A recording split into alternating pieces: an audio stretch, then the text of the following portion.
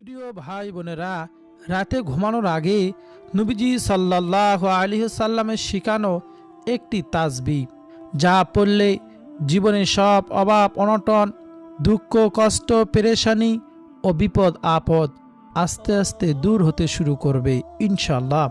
আল্লাহ তাআলার পক্ষ থেকে একজন ফেরেশতা গায়বীভাবে রিজিক নিয়ে আসবে ইনশাআল্লাহ।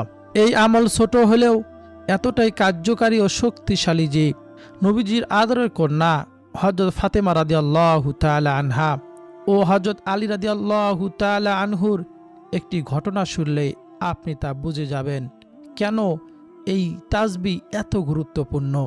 প্রিয় ভাই বোনেরা, চলুন সেই ঘটনাটি জেনে নেই। একদিন নবীজি সাল্লাল্লাহু আলাইহি সাল্লামের কন্যা হযরত ফাতেমা রাদিয়াল্লাহু তাআলা আনহার ঘরে কোনো খাবার ছিল না। ক্ষুধার জ্বালায় সবাই অতিষ্ঠ হয়ে পড়তেছিল। হাদিসে এসেছে তাদের ঘরে প্রায় সময় খাবার থাকতো না। কখনো একদিন, কখনো 2 দিন 3 দিন, কখনো বা 7 দিন পর্যন্ত ঘরে চুলা জ্বলতো না। সেদিনও তাদের ঘরে কোনো খাবার ছিল না। নামাজের ওয়াক্ত হলে হযরত আলী রাদিয়াল্লাহু তাআলা আনহু মসজিদে নববীতে নামাজ আদায় করতে গেলেন। নামাজ শেষে তার নজরে এলো মসজিদের একটি পিলারের সঙ্গে বেশ কয়েকটি ছাগল বাঁধা আছে। তিনি অন্য সাহাবীদেরকে জিজ্ঞেস করলেন, এই ছাগলগুলো কার? তারা জানালেন, এগুলো নবীজি সাল্লাল্লাহু আলাইহি সাল্লামের কাছে হাদিয়া হিসাবে এসেছে। এই কথা শুনে হযরত আলী রাদিয়াল্লাহু তাআলা আনহু অনেক আনন্দিত হলেন। ফিরে গেলেন বাসায়, গিয়ে হযরত ফাতেমা রাদিয়াল্লাহু তাআলা আনহাকে এই খুশির খবর জানালেন। তিনিও খুব খুশি হলেন। দুজনে পরামর্শ করে ঠিক করলেন ফাতেমা রাদিয়াল্লাহু তাআলা আনহু বাবার বাড়িতে গিয়ে একটি ছাগল নিয়ে আসবেন। হযরত ফাতেমা রাদিয়াল্লাহু তাআলা আনহা নবীজি সাল্লাল্লাহু আলাইহি সাল্লামের কাছে গেলেন। গিয়ে নবীজি সাল্লাল্লাহু আলাইহি সাল্লামের কাছে তার অভাবের কথা তুলে ধরলেন। নবীজি সাল্লাল্লাহু আলাইহি সাল্লাম বললেন, আমার কাছে কিছু ছাগল হাদিয়া এসেছে, চাইলে আমি তোমাকে একটি দিতে পারি, কিন্তু তা কিছুদিনের মধ্যেই শেষ হয়ে যাবে। তারপর বললেন, ফাতেমা, তোমার জন্য আরেকটি সুযোগ আছে। ছাগলের বদলে আমি তোমাকে এমন একটি দোয়া শিখিয়ে দিতে পারি, যা পাঠ করলে আল্লাহ তাআলা তোমাকে গায়বী রিজিক দান করবেন। বলুন না সুবহানাল্লাহ। ফাতেমা রাদিয়াল্লাহু তাআলা আনহা ভাবলেন, একটি ছাগলের চেয়ে যদি এই দোয়াটি শিখে নিতে পারি, তাহলে আল্লাহ তাআলা আমাদের জন্য চিরস্থায়ী রিজিকের ব্যবস্থা করে দেবেন। তাই তিনি সিদ্ধান্ত নিলেন ছাগল নয়, তিনি দোয়াটাই নবীজি সাল্লাল্লাহু আলাইহি সাল্লামের কাছ থেকে শিখে নেবেন। হযরত ফাতেমা রাদিয়াল্লাহু তাআলা আনহা ছাগল না নিয়ে দোয়াটা শিখেই বাড়ির পথে রওনা হলেন। সে দোয়াটি আজকে আমরা জানব। এদিকে হযরত আলী রাদিয়াল্লাহু তাআলা আনহু অনেক ক্ষুধা নিয়ে তাদের ছেলে হযরত হাসান হুসাইন রাদিয়াল্লাহু তাআলা আনহু তারা বারবার জিজ্ঞেস করতেছিলেন, আব্বাজান আম্মাজান কখন আসবেন? আমরা কখন খাবার খাবো? আমাদের খুব খিদা লেগেছে। হযরত আলী রাদিয়াল্লাহু তাআলা আনহু তাদের সান্ত্বনা দিচ্ছিলেন, আর একটু অপেক্ষা করো, তোমাদের আম্মাজান চলে আসবেন, তখন খাবার দেওয়া হবে। এই কথা শুনে সন্তানরা শান্ত হলো। একটু পরেই ফাতেমা রাদিয়াল্লাহু তাআলা আনহা বাড়িতে এলেন, কিন্তু ছাগল হাতে নয়, খালি হাতে। এই দৃশ্য দেখে হযরত আলী রাদিয়াল্লাহু তাআলা আনহুর মন ভেঙে গেল। তিনি ভাবলেন, হয়তো বাবার বাড়িতে যাওয়ার আগেই নবীজি ছাগলগুলো বিতরণ করে দিয়েছেন। তিনি স্ত্রীকে সান্ত্বনা দিতে লাগলেন, ফাতেমা, মন খারাপ করো না। ফাতেমা রাদিয়াল্লাহু তাআলা আনহা বললেন, কোনো ছাগলই আব্বাজান বিতরণ করেননি। আমি যখন আমাদের এই অভাবের কথা আব্বাজানকে জানালাম, তখন তিনি বললেন, ফাতেমা, ছাগলের চেয়েও দামি ও কার্যকারী একটি দোয়া তাসবিহ আমি তোমাকে শিখিয়ে দিতে পারি, যার দৌলতে আল্লাহ সুবহানাহু ওয়া তাআলা তোমাদের সারা জীবন গায়বী রিজিক দান করবেন, তোমাদের অভাব অনটন দূর করবেন। তাই আমি চিন্তা করে ছাগলটি না নিয়ে দোয়াটি শিখে এসেছি। এই কথা শুনে হযরত আলী রাদিয়াল্লাহু তাআলা আনহু অত্যন্ত খুশি হয়ে বললেন, এজন্যই তো আল্লাহ তাআলা তোমাকে জান্নাতি নারীদের সর্দানি বানিয়েছেন। তুমি সত্যই বুদ্ধিমতী একজন নারী। এরপর তারা দুজনে নিয়মিত এই আমলটি শুরু করতে লাগলেন। প্রিয় ভাই বোনেরা, এমন অনেক মানুষের সঙ্গে আমার সাক্ষাৎ হয়েছে। তাদের ঘরের অভাব ছিল, মাসের পর মাস সন্তানের স্কুলের বেতন বাকি ছিল, বিদ্যুৎ বিল দেওয়ার মতো টাকা থাকতো না। কিন্তু নিয়মিত এ আমল করার পর তাদের ঘর থেকে অভাব, অনটন, দুঃখ, কষ্ট আস্তে আস্তে দূর হতে লাগলো। এমনই অনেক আছেন যাদের উপর এক সময় জাকাত তারা খাইতো, এখন তাদের উপর জাকাত ফরজ হয়ে গিয়েছিল। তাই প্রিয় ভাই বোনেরা, আপনাদের কাছে একটাই অনুরোধ, নবীজি সাল্লাল্লাহু আলাইহি ওয়াসাল্লাম শিখানো এই ছোট্ট তাসবিহটি রাতে ঈশারের নামাজের পর অথবা ঘুমানো যাওয়ার আগে মাত্র 21 বার পাঠ করে তারপর ঘুমাতে যান। আর জীবন থেকে অভাব, অনটন, দুঃখ, কষ্ট, দুশ্চিন্তা ও মানসিক যন্ত্রণাকে বিদায় জানান। চেষ্টা করবেন ঈশারের নামাজের পরপরই আমলটি করে নিতে। সম্ভব না হলে রাতে ঘুমানোর আগে যে কোনো সময় করতে পারেন। বিশেষ করে তাহাজ্জুদের সময় সবচেয়ে ভালো হয়, কারণ আল্লাহ সুবহানাহু ওয়া তাআলা এই সময় আমাদেরকে ডাকতে থাকেন, কে আসো অভাবগ্রস্ত, কে আসো নিজের জীবনের গুনাহগুলো ক্ষমা করাতে চাও, কে আসো রিজিক চাও, কে আসো রোগ থেকে শিফা চাও, আমি আল্লাহ তাআলার কাছে বলো। এইভাবে শেষ রাতে তাহাজ্জুদের সময় আল্লাহ সুবহানাহু ওয়া তাআলা বিভিন্ন সমস্যার কথা আমাদের উল্লেখ করে ডাকতে থাকেন। এই সময় যদি আমরা আল্লাহ তাআলার কাছে আমাদের জীবনের যা যা প্রয়োজন আল্লাহ তাআলার কাছে বলতে পারি এবং পাশাপাশি এই দোয়াটি পাঠ করতে পারি, ইনশাআল্লাহ আল্লাহ তাআলা আমাদের দোয়াগুলো কবুল করবেন। আমাদের সকল দুঃখ, কষ্ট, পেরেশানি, হতাশা, রিজিকের অভাব দূর করে দিবেন ইনশাআল্লাহ। প্রিয় ভাই বোনেরা, অথবা রাতে বিছানায় শুয়ে অথবা বসে পড়তে পারেন। মোট কথা, ঈশারের নামাজের পর থেকে ফজরের আজানের আগ পর্যন্ত রাতে যে কোনো সময় পড়া যাবে, তবে অবশ্যই উজু করে নেবেন। উজু ছাড়া করা যাবে, কিন্তু উজু থাকলে ফলাফল দ্রুত আসে। কারণ হযরত আবু হুরায়রা রাদিয়াল্লাহু তাআলা আনহু থেকে বর্ণিত, নবীজি সাল্লাল্লাহু আলাইহি ওয়াসাল্লাম বলেছেন, আল্লাহ তাআলা পবিত্র, তিনি পবিত্র ছাড়া গ্রহণ করেন না। তাই উজু করার পর শান্ত মনে বসে একটি পবিত্র স্থানে বসুন। আমল শেষ করার আগে কারোর সঙ্গে কথা বলবেন না। একান্তে কয়েক মিনিট সময় আল্লাহ তাআলার জন্য রাখুন এবং আপনি কয়েকবার দরুদ শরীফ পাঠ করুন। প্রথমে নবীজি সাল্লাল্লাহু আলাইহি সাল্লামের উপর দরুদ পাঠ করুন। যে কোনো দরুদ শরীফ 21 বার পাঠ করলেই হবে। সবচেয়ে ছোট দরুদ হলো সাল্লাল্লাহু আলাইহি ওয়াসাল্লাম, আর সব থেকে শ্রেষ্ঠ দরুদ হলো দরুদ ইব্রাহিম, আল্লাহুম্মা সাল্লি আলা মুহাম্মাদিন ওয়া আলা আলি মুহাম্মাদ। এই দরুদটি হাদিস শরীফে এসেছে, একবার দরুদ শরীফ পাঠ করলে আল্লাহ তাআলা সঙ্গে সঙ্গে আমাদের উপর 10টি রহমত নাজিল করেন, আমাদের 10টি গুনাহ ক্ষমা করে দেন, 10 ধাপ মর্যাদা বাড়িয়ে দেন। বলুন না সুবহানাল্লাহ। 21 বার দরুদ শরীফ পাঠ করলে কতটি রহমত, কতগুলো গুনাহ মাফ, কতটি মর্যাদা বাড়িয়ে দিবেন একবার চিন্তা করুন। চলুন একবার দরুদ শরীফটি মনোযোগ দিয়ে পাঠ করই। আপনি মনোযোগ দিয়ে শুনবেন। 10টি রহমত, 10টি গুনাহ মাফ, 10 ধাপ মর্যাদা বাড়িয়ে দিবেন। আল্লাহুম্মা সাল্লি আলা মুহাম্মাদিন ওয়া আলা আলি মুহাম্মাদ কামা সাল্লাইতা আলা ইব্রাহিম ওয়া আলা আলি ইব্রাহিম ইন্নাকা হামিদুম মাজিদ। আল্লাহুম্মা বারিক আলা মুহাম্মাদ ওয়া আলা আলি মুহাম্মাদ কামা বারাকতা আলা ইব্রাহিম ওয়া আলা আলি ইব্রাহিম ইন্নাকা হামিদুম মাজিদ। এইভাবে নবীজির প্রতি মহাব্বত, ভালোবাসা, প্রেম নিয়ে 21 বার দরুদ শরীফ পাঠ করবেন।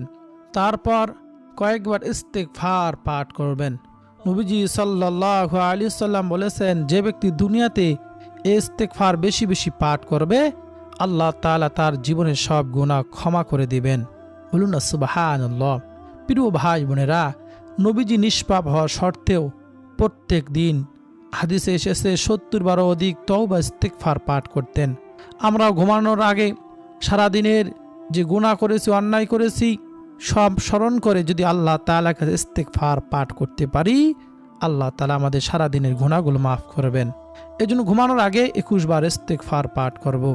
আর তার প্রতিদান হলো আল্লাহ তাআলা আমাদের অভাব অনটন দুঃখ কষ্ট পেরেশানি বিপদ আপদ মানসিক যন্ত্রণা দূর করে দিবেন। বলুন না সুবহানাল্লাহ। ইস্তেগফার পাঠ করলে এমন উৎস থেকে রিজিক দিবেন যা কখনো সে কল্পনা করতে পারে না। যা হাদিসের মধ্যে এসেছে, আল্লাহ তাআলা পবিত্র কোরআনে বলেছেন। এজন্য বেশি বেশি ইস্তেগফার পাঠ করব।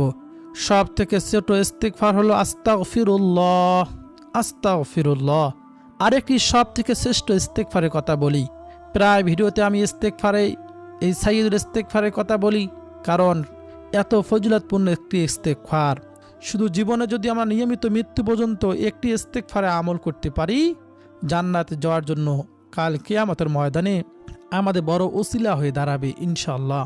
যে ইস্তেগফারের কথা স্বয়ং নবীজি বলেছেন, সকালে ফজরের নামাজের পর একবার পাঠ করলে সন্ধ্যা হওয়ার আগেই মারা গেলে সে জান্নাতি হবে। আবার মাগরিবের নামাজের পর একবার পাঠ করলে সকাল হওয়ার আগেই সে মৃত্যুবরণ করলে সে জান্নাতি হবে।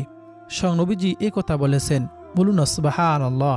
সে ইস্তেগফারটি হলো আল্লাহুম্মা আনতা রাব্বি লা ইলাহা ইল্লা আনতা খালাকতানি ওয়া আনা আবদুকা ওয়া আনা আলা আহদিকা ওয়া ওয়া'দিকা মাস্তাতা'তু আউযু বিকা মিন শাররি মা সানা'তু আবু'ু লাকা বিনি'মাতিকা আলাইয়া ওয়া আবু'ু লাকা বিযামবি ফাগফিরলি ফাইন্নাহু লা ইয়াগফিরুয যুনুবা ইল্লা আনতা।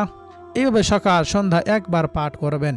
এখন সবচেয়ে গুরুত্বপূর্ণ যে দোয়াটি 21 বার পাঠ করবেন, খুব মনোযোগ দিয়ে শুনবেন, তা হলো ইয়া আউয়ালাল আউয়ালিন ওয়া ইয়া আখিরাল আখিরিন ওয়া ইয়া যাল কুওয়াতিল মাতিন ওয়া ইয়া রাহিমাল মাসাকিন ওয়া ইয়া আরহামার রাহিমিন। এতটুকু আপনি যদি এভাবে দোয়াটি 21 বার পড়তে পারেন, পাঠ করুন। এরপর আগে পরে দুরূদ শরীফ পাঠ করেন, 21 বার ইস্তেগফার পাঠ করেন। তারপর দু হাত তুলে আল্লাহ তাআলার কাছে মোনাজাত করেন। আল্লাহ তাআলার কাছে যা চাইবেন আল্লাহ তাআলা আপনার চাওয়াগুলো পূরণ করবেন। আপনি মোনাজাতের মধ্যে এই দোয়াটি পড়তে পারেন, এমনও পড়তে পারেন। সকল ইবাদতের মূল হলো দোয়া। আপনি এই দোয়াটি পাঠ করে আল্লাহ তাআলার কাছে দোয়া করবেন। আপনার খুব অভাব, আল্লাহ তাআলার কাছে রিজিক চাইবেন। খুব বিপদের মধ্যে আছেন, বিপদ থেকে উদ্ধার হওয়ার জন্য আল্লাহ তাআলার কাছে বলবেন। রোগ থেকে শিফা চাইবেন।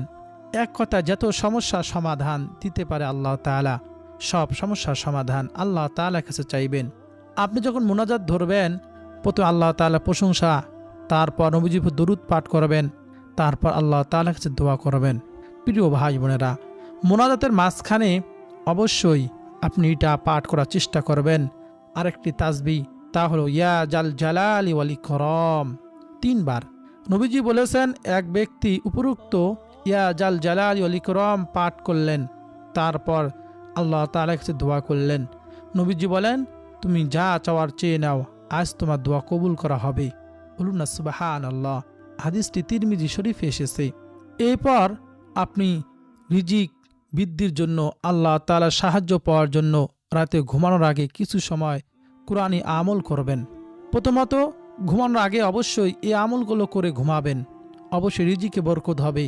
মৃত্যুর পর আল্লাহ তাআলা আপনাকে জান্নাত দান করবেন। আপনি ঘুমিয়ে থাকবেন, সারা রাত ইবাদত করার সব আল্লাহ তাআলা আপনাকে দান করবেন। তা হলো ঘুমানোর আগে উজু করে ঘুমাবেন, তারপর ডান কাতে শুবেন। এরপর আয়াতুল কুরসি একবার পাঠ করবেন।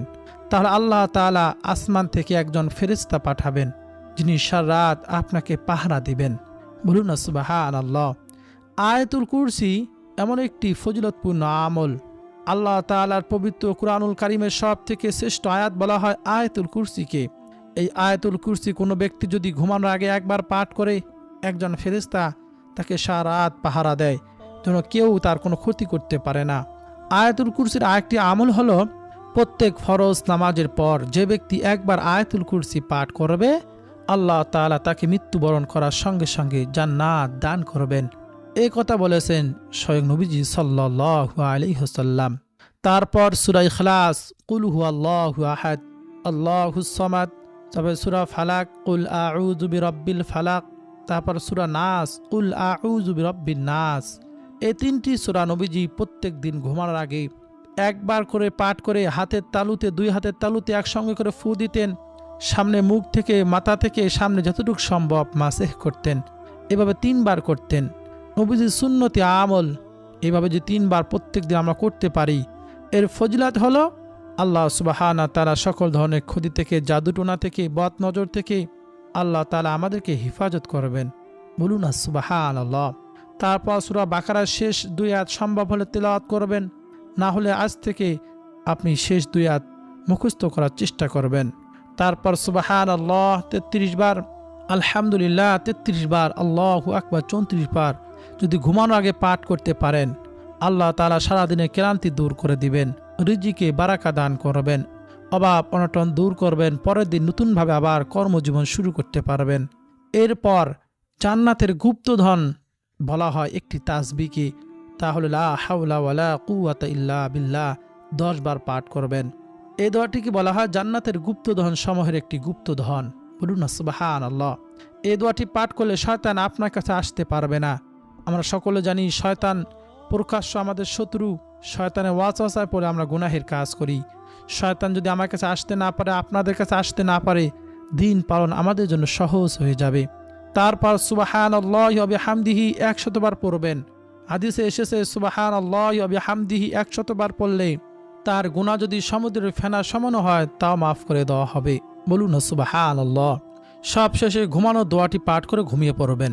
আল্লাহুম্মা বিসমিকা আমুতু ওয়া আহইয়া। এগুলো আমল নবীজির সুন্নতি আমল, অবশ্যই আমরা করার চেষ্টা করব। তারপর ঘুম থেকে জাগ্রত হওয়ার সঙ্গে সঙ্গে আমরা নবীজির শেখানো দোয়াটি পাঠ করব। আলহামদুলিল্লাহিল্লাযী আহইয়ানা বা'দামা আমাতানা ওয়া ইলাইহিন নুশুর। আর যদি ঈশার নামাজ জামাতের সঙ্গে, ফজরের নামাজ জামাতের সঙ্গে আমরা আদায় করতে পারি, সারাত নামাজ পড়া, জিকির আজগার করা, কোরআন তেলাওয়াত করা সব আল্লাহ তাআলা আমাদের আমল নামায় দান করবেন। বলুন না সুবহানাল্লাহ। আমাদের গুনাহ যত কমে যাবে, যত গুনাহ কম করব, গুনাহ মাফ হবে, তত রিজিক বাড়তে থাকবে। আল্লাহ তাআলার কাছে যত সুসম্পর্ক করতে পারবো, আল্লাহ তাআলা তত আমাদেরকে সুখময় শান্তিময় জীবন দান করবেন। প্রিয় ভাই বোনেরা, আখিরাতের কথা, কবরের কথা একবার চিন্তা করুন। যদি একবার ভুল বসে আমার গুনাহ নিয়ে কবরে চলে যায়, কি আমাদের হবে? প্রিয় ভাই বোনেরা, এজন্য আমরা বেশি বেশি আল্লাহ তাআলার কাছে দোয়া করব, তাসবিহগুলো পড়ব। আল্লাহ তাআলা আমাদের সকলকে যেন আল্লাহ তাআলার হুকুম, নবীজিকে অনুকরণ করে চলার তৌফিক দান করেন। সকলে বলি আমিন। বিশেষ করে তাসবিহটি পাঠ করবেন ঘুমানোর আগে 21 বার, দরুদ শরীফ পাঠ করবেন, ইস্তিগফার পাঠ করবেন। সাইয়্যিদুল ইস্তিগফারটি সকাল সন্ধ্যা 1 বার করে পাঠ করবেন এবং সুবহানাল্লাহি ওয়া বিহামদিহি প্রতিদিন 100 বার পাঠ করবেন। ঘুমানোর আগে 33 বার সুবহানাল্লাহ, 33 বার আলহামদুলিল্লাহ, 34 বার আল্লাহু আকবার পাঠ করবেন। ঘুমানোর দোয়াটি পাঠ করবেন। ঘুম থেকে জাগ্রত হওয়ার সঙ্গে সঙ্গে দোয়াটি পাঠ করবেন। ঈশা ফজর নামাজ অবশ্যই জামাতে আদায় করবেন। এভাবে যদি নিয়মিত আমল করতে পারেন, দেখবেন আপনার জীবন থেকে অভাব অনটন দূর হবে, গায়বী রিজিক আসবে, বিপদ আপদ দূর হবে ইনশাআল্লাহ। প্রিয় ভাই বোনেরা, নিজে আমল করব, আমাদের পরিবারের সদস্যদেরকে, সন্তানদেরকে, স্ত্রী স্বামীদেরকেও এ আমল সম্পর্কে জানিয়ে দেব। কারণ হাদিসে এসেছে কোনো ব্যক্তি যদি কোনো ভালো কাজ করে, সে সেই ভালো কাজ করার সমান সওয়াব পায়। আমাদের মাধ্যমে যদি কেউ শিখতে পারা আমল করে, আল্লাহ তাআলা সেই সমপরিমাণ সওয়াব আমাদেরকেও দান করবেন। বলুন না সুবহানাল্লাহ। প্রিয় ভাই বোনেরা, ভিডিওটি যদি আপনার কাছে ভালো লাগে, আপনার উপকারে আসে, অবশ্যই এই ভিডিওটিকে লাইক দিন এবং কমেন্ট বক্সে আলহামদুলিল্লাহ লিখে আপনার সম্মতি, কৃতজ্ঞতা, আল্লাহ তাআলা শুকরিয়া আদায় করুন। এবং আমাদের ছোট্ট চ্যানেলটি শিকুন নূর চ্যানেলটি সাবস্ক্রাইব করে পাশে থাকা বেল বাটনটি অন করে দিন, যাতে পরবর্তীতে প্রত্যেক দিন সন্ধ্যার পর, মাগরিবের নামাজের পর ভিডিও আমি আপলোড দেই, সর্বপ্রথম আপনি জানতে পারেন। আমলের ভিডিওগুলো নিয়মিত দেখবেন, আমল শিখবেন, কোরআন হাদিসের কথাগুলো শুনবেন, তাহলে আপনি আমল করতে পারবেন। আজ না করেন, শুনতে শুনতে এক সময় আমলের প্রতি আপনার মহাব্বত, ভালোবাসা এসে যাবে। আমি আপনার জন্য দোয়া করব, আল্লাহ তাআলা যেন আপনার সকলকে আল্লাহ তাআলার হুকুম, নবীজিকে অনুকরণ করে চলার এবং নিয়মিত এই আমলগুলো করার তৌফিক দান করেন। সকলে বলি আমিন।